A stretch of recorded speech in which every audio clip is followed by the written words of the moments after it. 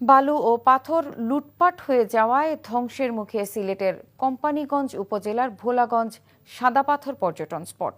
সেখানে আছেন আমাদের স্টাফ করেসপন্ডেন্ট সজল ছত্রী।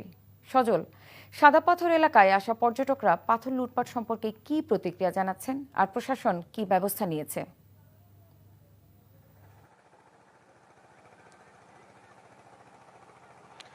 লিমা, আমি এখন একদমই সাদা পাথর পর্যটন স্পটটিতে দাঁড়িয়ে আছি। আমরা যদি একটু চিত্র দেখাই, আসলে কি ভয়াবহ লুটপাট হয়েছে প্রশাসন, বিজিবি এবং পুলিশের নাকের ডগায়। পুরো যে এলাকাটি সাদা পাথর এখানে এসে জমা হয়, ভারতের এই যে পেছনে পাহাড়টি দেখছেন, এই পাহাড় থেকে প্রতি বছর বর্ষা এবং পাহাড়ি ঢলে যে পাথর নেমে আসে, সেই পাথর এখানে জমা হয় এবং এই পাথরের ধরনের জন্যই এই এলাকার নাম সাদা পাথর। কিন্তু এখন দেখবেন পুরো স্পটে একটি পাথরও নেই। বালু খুঁড়ে পর্যটকদের সামনেই আসলে এগুলো নিয়ে যাওয়া হয়েছে এবং পুলিশ, প্রশাসন, বিজিবি সবাই বলছেন তারা অভিযান পরিচালনা করেছেন, তারা পর্যটন স্পটটিকে রক্ষা করার চেষ্টা করছেন। কিন্তু এটি প্রতি বছরই এরকম আমরা দেখে থাকি। এবার যেটি দেখেছি, একদম প্রকাশ্যে দিবালোকে সবার সামনেই লুটপাট চলেছে। এখন পর্যন্ত যারা পর্যটক আছে তারা তো হতভম্বই, কিন্তু প্রশাসনের কাছ থেকেও আমরা উপযুক্ত কোনো জবাব পাচ্ছি না।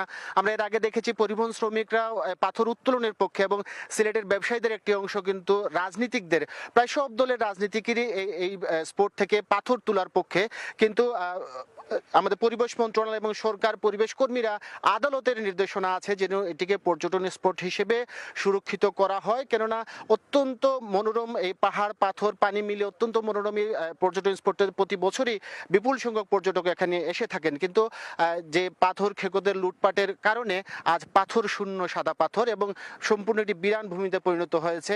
এবং শুধু যে পর্যটন স্পটটি শেষ হয়েছে তা নয়, আর পাশে সরকারি রেলওয়ে বাংকার আছে। রেলওয়ে বাংকারটি রেলওয়ের যারা নিরাপত্তা রক্ষী ছিল রেলওয়ের, তাদেরকেও তাড়িয়ে দিয়ে এবং পুলিশের উপর হামলা চালিয়ে, বিজিবির উপর হামলা চালিয়ে কিন্তু পাথরকে করা যথারীতি পাথর উত্তোলন করছেন, লুট করে নিয়ে যাচ্ছেন এবং এই দোষা এখনো আছে।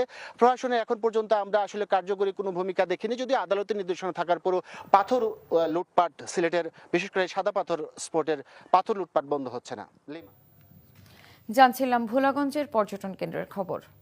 বান্ডেল থাকলে প্রতি সেনমানিতে টাকা বাঁচবে। বিকাশ সেনমানি বান্ডেল কিনে জিতুন প্রতি লেনদেনে।